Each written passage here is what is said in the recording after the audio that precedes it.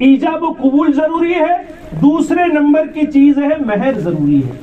اب مہر جو ہے وہ کتنا ہو، اس سلسلے میں بھی شریعت مطہرہ کے اندر تعلیمات موجود ہیں۔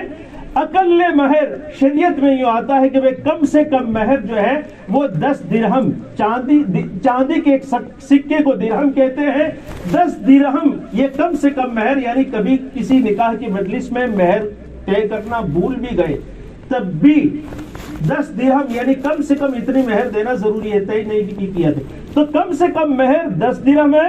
10 درہم کا وزن مختلف اوزان علماء نے لکھے ہیں، لیکن احتیاط کے ساتھ تقریباً 3 تولہ چاندی ہوتی ہے، تو 3 تولہ چاندی کی جو قیمت بنتی ہے وہ تو کم سے کم دینا ہے۔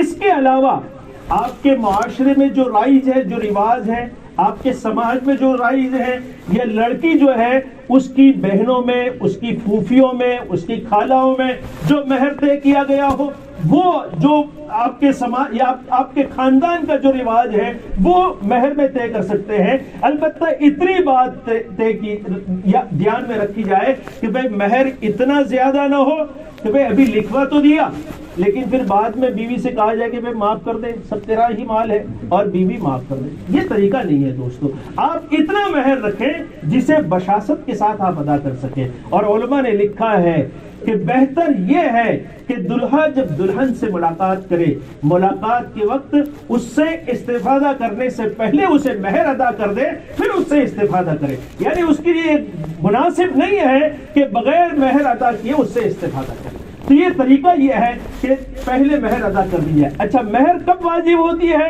تو وجوب مہر جو ہے وہ نکاح کے بعد واجب ہوگی۔